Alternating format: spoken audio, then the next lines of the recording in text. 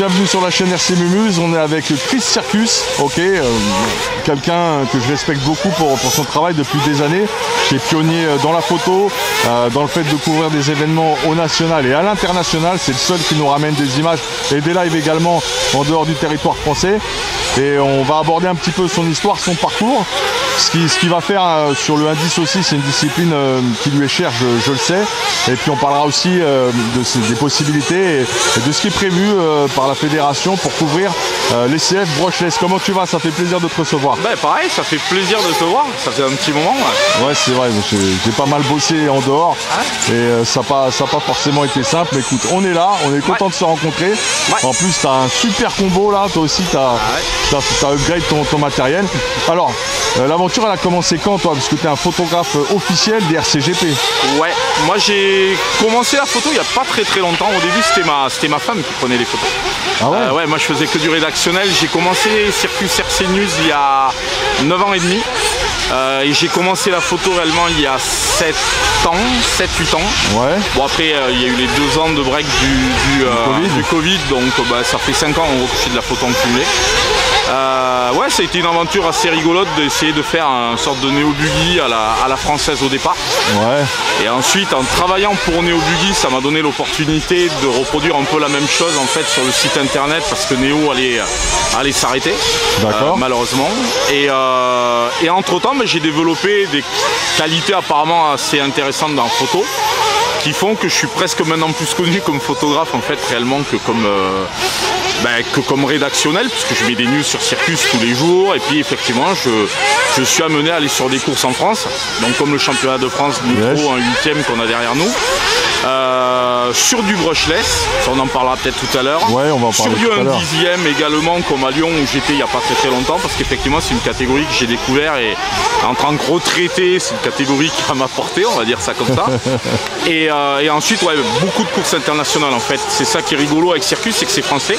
Ouais. Mais c'est en anglais et on me sollicite beaucoup plus en fait à l'étranger sur des gros événements parce qu'il y a de moins en moins de photographes, de moins en moins de gens qui font du rédactionnel et l'aventure de Néo m'a beaucoup aidé à rencontrer tous les grands patrons des entreprises qu'il y a dans le business et qui font appel à moi en fait pour venir couvrir des courses. Excellent, en plus je trouve que sur la photographie tu as vraiment une patte, j'ai remarqué ça.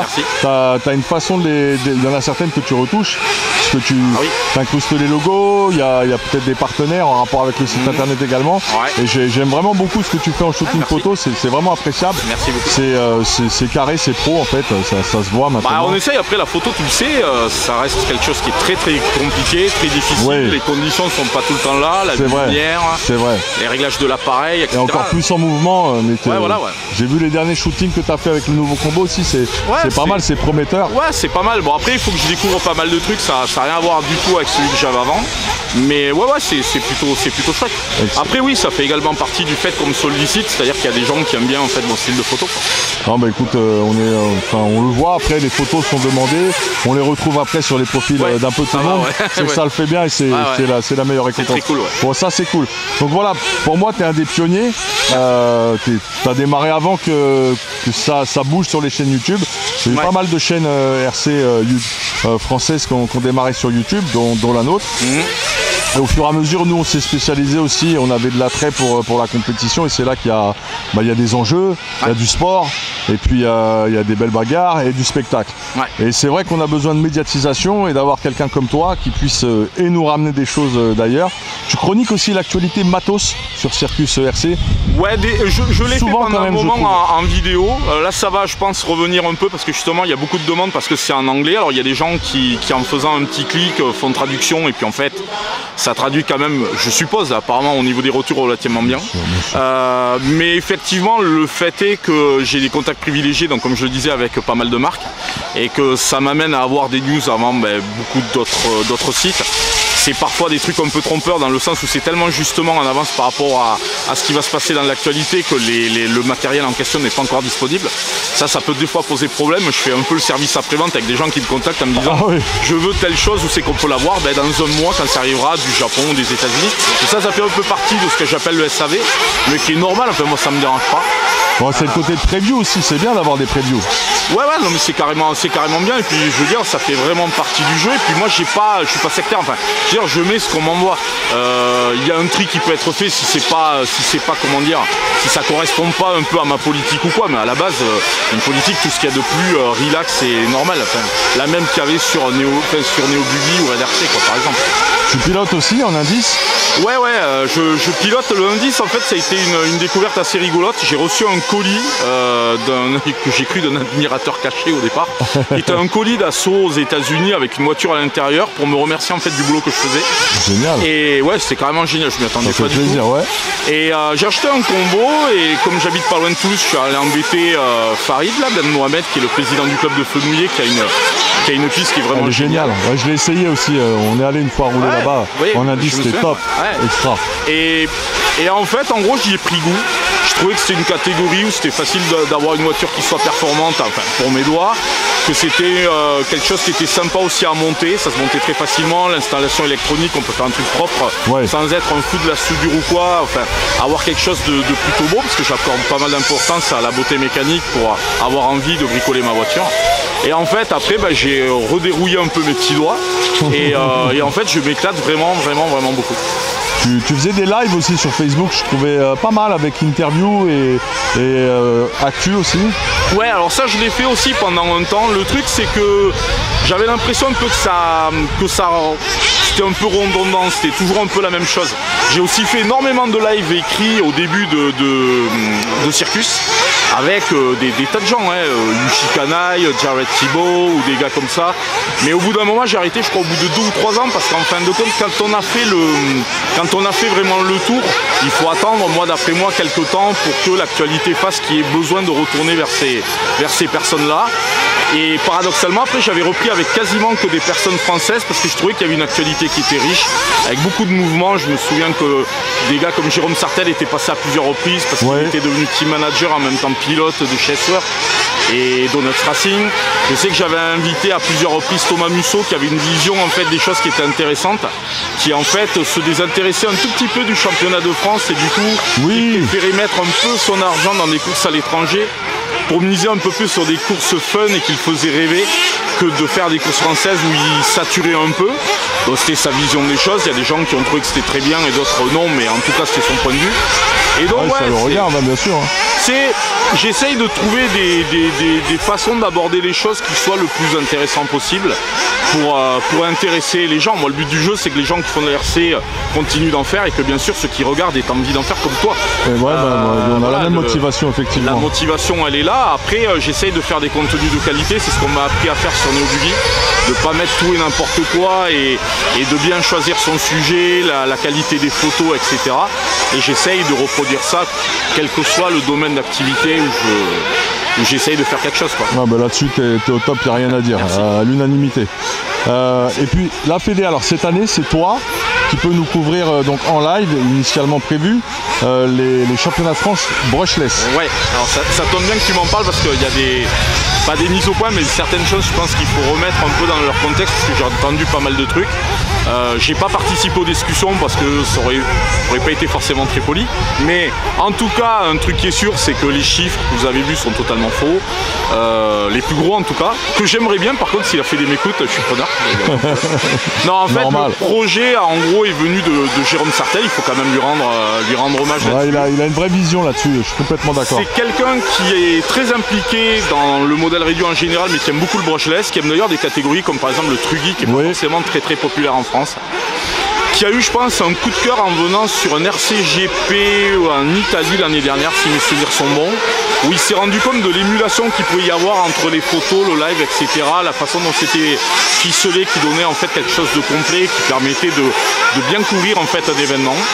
Il m'a demandé si j'étais en capacité de faire des lives. Moi à la base je lui ai dit bah oui, techniquement il n'y a pas spécialement de problème, bien que ça soit pas ma spécialité, donc il a fallu qu'on s'entende sur le fait que je ne prendrai pas de photos, que je ferai que du live. Ah non, on peut pas faire les deux. Ouais voilà, c'est impossible. Sauf si tu as une équipe avec une personne dédiée, là tu peux. Oui, mais le gros problème que j'ai moi c'est qu'on me sollicite en photo et donc là je peux pas me couper en deux, donc là ça devenait très compliqué. Et en fait le projet est parti de là, mais il a mis du temps en fait à mûrir, ce qui fait que moi mon avis c'est que les clubs qui ont été sollicités cette année n'étaient pas des clubs qui étaient forcément au courant des moyens techniques qu'il fallait pour pouvoir faire des lives dans des bonnes conditions. Et là, en gros, on s'est fait un peu écharper de façon pas très sympa. Parce que la première manche qui a eu lieu à Agde, où je suis allé en tant que voisin, je savais pertinemment, après avoir pris des renseignements au niveau du club, qu'un live tel que toi ou moi ou les gens le voient n'était pas faisable. Mais moi en fait j'y suis allé parce que le club, comme tous les clubs qu'on suit d'ici, fait à chaque fois un boulot extraordinaire en fait pour que les courses aient lieu. Que moi je voulais pas les mettre en fait dans l'embarras en disant à tout le monde il n'y a pas de live juste parce que le club il n'a pas les moyens qu'il faut. C'était pas du tout le but recherché.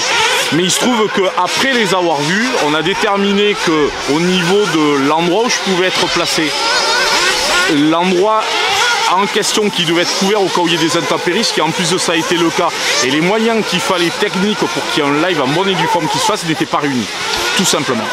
Donc partant de là, moi j'y suis allé en tant que voisin et pour rendre hommage au club. Ouais. Et c'est pour ça que j'ai trouvé les réactions de certains pilotes, dont des top pilotes d'ailleurs, un tout petit peu houleuses, étant donné que me taper dessus à moi, sans me demander ou sans connaître les tenants et les aboutissants, c'est taper sur la fédération déjà, parce qu'en fait moi maintenant je les représente d'une certaine façon par rapport à ça, mais c'est surtout en fait taper sur le club. C'est-à-dire en gros il n'a pas fait le live parce que vous n'aviez pas ce qu'il fallait pour qu'il le fasse. Et moi j'ai trouvé que c'était pas très glorieux, on va dire ça comme ça, mais bon malheureusement c'est comme ça. Donc pour être très clair cette année, il y aura des lives normalement.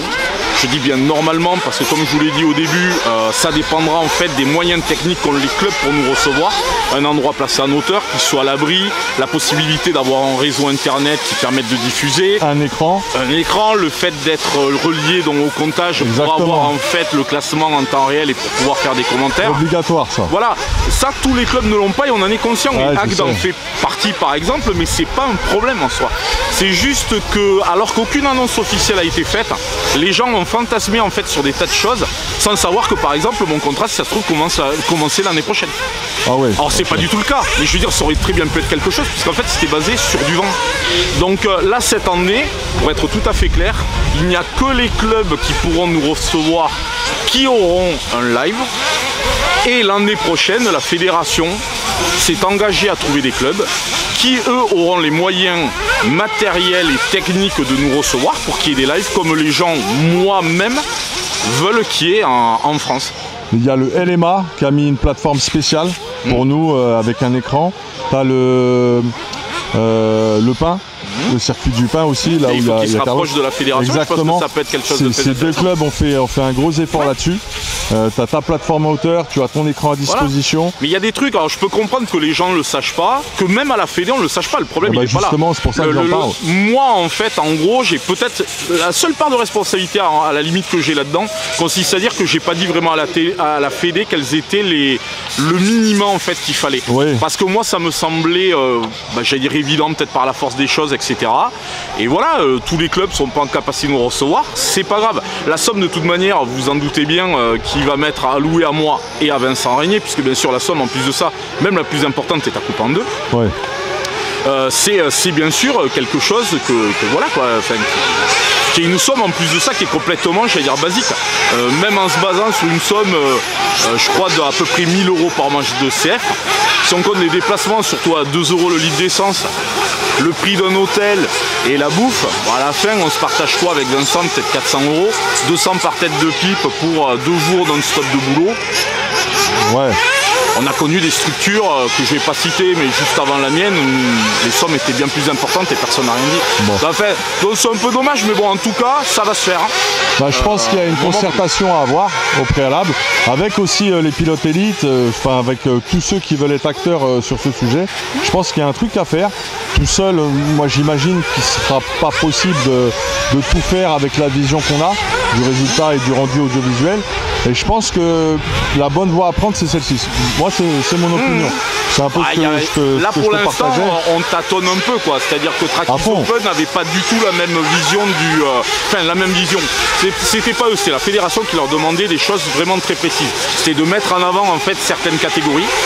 soit parce qu'elles étaient déjà très connues et c'était pour, on va dire, enfoncer le clou et parce qu'il y avait des moyens d'avoir pas mal d'audience, et de l'autre côté faire découvrir des catégories en fait qui étaient peut-être moins mises en avant.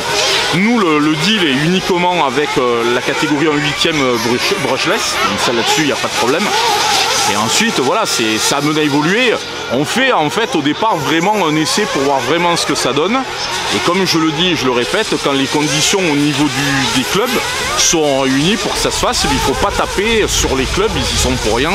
Ils font avec les moyens qui sont les leurs. Ah, c'est clair. Est-ce qu'après il faut qu'ils voient les clubs avec la fédération pour voir s'il y a moyen de trouver des partenariats pour avoir des aides et permettre en fait d'avoir des fois peut-être la possibilité de faire des lives moyennant finance, peut-être, moi je suis pas la fédé donc je peux pas en parler, mais en tout cas ça me semble peut-être quelque chose qui est jouable, mais en tout cas c'est clair qu'il faut trouver des solutions et que dans le pire des cas les solutions on les aura l'année prochaine parce que les clubs seront sollicités avec, j'allais dire, pas dans le cahier des charges en premier, mais en tout cas le fait qu'ils puissent et qu'ils doivent accueillir un live digne de ce nom. Donc là moi je suis choqué par la réaction des gens parce qu'ils parlent sans le savoir, mais moi ce qui se passe ne me choque pas. Moi Agde, je me suis renseigné avec le club, je les ai contactés par mail, par téléphone, par message. Il y avait des gens que je connaissais qui étaient au club ou qui étaient à proximité, qui nous avaient déjà dressé un petit truc. On savait à quoi s'attendre, ça s'est pas fait. Bon ben voilà, j'en veux pas au club et voilà, mais bon, ne tapez pas sur le club quand ça se fait pas parce que c'est pas top.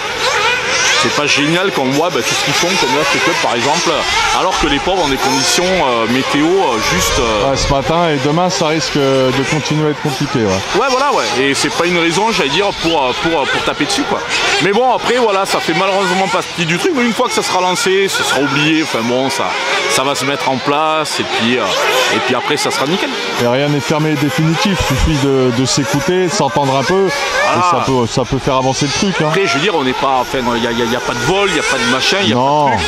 Je le répète, la somme elle est complètement normale, elle est divisée par deux par rapport à ce que prenait l'ancienne structure qui apparemment ne posait pas de problème. Donc justement je suis très surpris par les réactions. Et après bon effectivement ce que vous avez vu à Agde c'était filmé avec un téléphone parce qu'on a quand même essayé de faire quelque chose, mais comme vous avez pu le voir j'ai aussi pris des photos dans le but du jeu étant d'avoir un truc le plus complet possible et pas que le live parce que c'était pas jouable. Okay. Et d'ailleurs à Charmes-sur-Rhône, à l'heure où on se parle, il y a des choses que ça soit pas faisable non plus. On sait par contre que normalement à Rennes, enfin je dis Rennes, c'est pas très loin de Rennes, normalement ils ont les moyens techniques de le faire. On sait qu'à Sens il y a des moyens techniques normalement qui devraient permettre de le faire aussi. Donc rien, j'allais dire, on est foutu pour cette saison. Mais il faut que les choses se mettent gentiment en place, que les clubs se mettent également aussi au diapason par rapport à ça. Et après, tout ira comme sur les chapeaux de roue. Ok Chris, c'était intéressant de t'entendre sur ces sujets. Merci d'avoir fait cette petite interview sur la chaîne. Au plaisir, à très vite. Et comme le veut la formule, big up. Hey, ciao Chris. Bye. Pense à toi. Yes. Merci.